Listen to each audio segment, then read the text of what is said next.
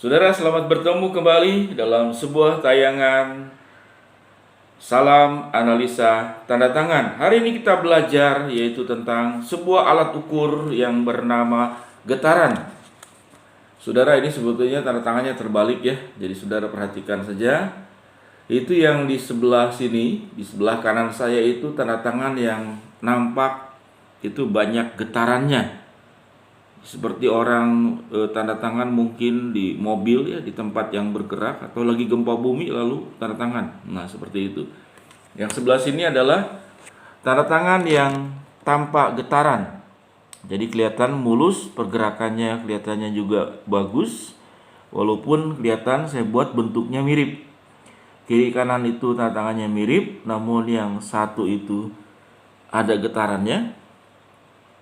Perhatikan baik-baik. Yang ini tanpa getaran. Nah, alat ukur saudara-saudara tanda tangan yang bernama getaran itu menandakan tentang kondisi kepribadian, kondisi kehidupan seseorang, pikiran dan perasaannya. Kalau yang tanda tangan bergetar itu saudara-saudara itu bisa melambangkan kecemasan, kekhawatiran, ketidakpercayaan diri, ketakutan, rasa terancam. Jadi itu banyak aspek, ya. Tetapi kalau getarnya mungkin dengan tekanan itu bentuk kemarahan, bentuk kebencian, jadi memang negatif ya. Atau juga saudara karena faktor kondisi fisik.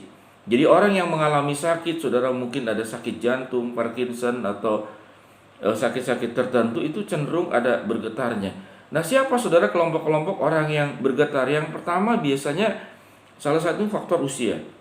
Orang kalau semakin berumur, saudara, estetikanya itu makin berkurang keindahannya. Kenapa?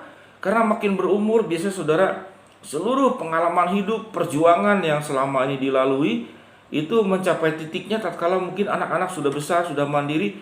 Namun kekhawatiran, trauma-trauma di masa lalu itu masih ada di dalam dirinya, kemudian baru keluar pada saat di masa tuanya. Atau saudara, getaran juga bisa di usia-usia yang sebelumnya. Karena yang saya katakan tadi, kemarahan juga bisa ya, karena dia merasa ditekan, merasa dihina, itu terungkap di dalam bentuk getaran.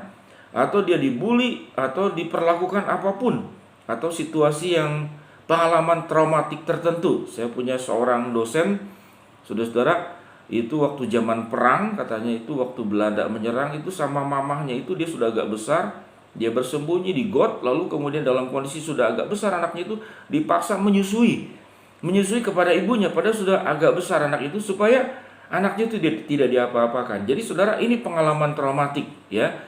Bisa bentuk fisik, bisa bentuk psikis, dan bisa bentuk juga emosi-emosi negatif.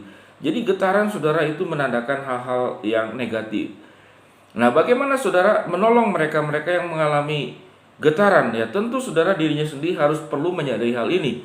Jadi kalau Anda mungkin punya tanda tangan agak bergetar, atau saudara kenalan sahabat Anda, orang terdekat Anda itu ada getaran, saudara bisa mencek ya, ada unsur-unsur apa yang saya jelaskan tadi itu tentang getaran. Nah, kalau yang tanpa getaran sebetulnya tidak perlu penjelasan yang lebih luas ya, tentu dia sebaliknya ya, dia tidak mengalami unsur-unsur hal tersebut. Namun yang tanpa getaran apakah tidak ada negatif? Saudara, ada. Seperti yang saya jelaskan tentang patahan, ya, tentang tekanan, tentang kerumitan, jadi banyak aspek.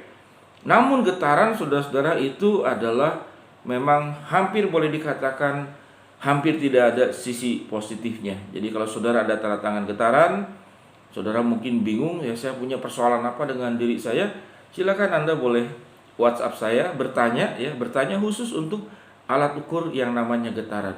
Lalu ada yang tanya kalau dia bukan bentuk getarannya terlalu banyak, tapi ada lengkungan-lengkungan, saya gambarin ya.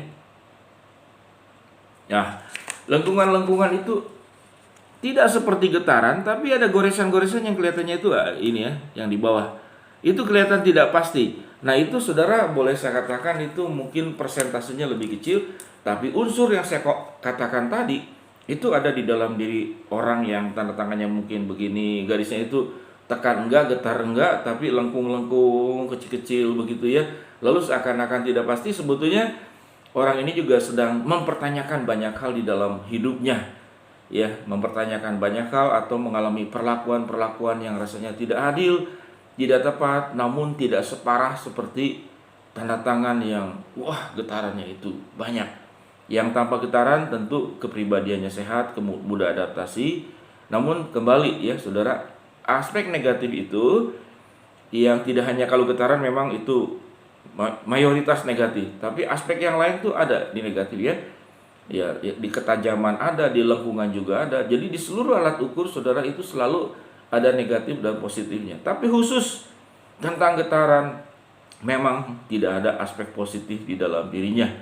Jadi getaran ini bisa merusak diri, ya, dia merusak diri sendiri, atau dia juga bisa kemudian menjadi negatif kepada lingkungan, negatif kepada orang lain.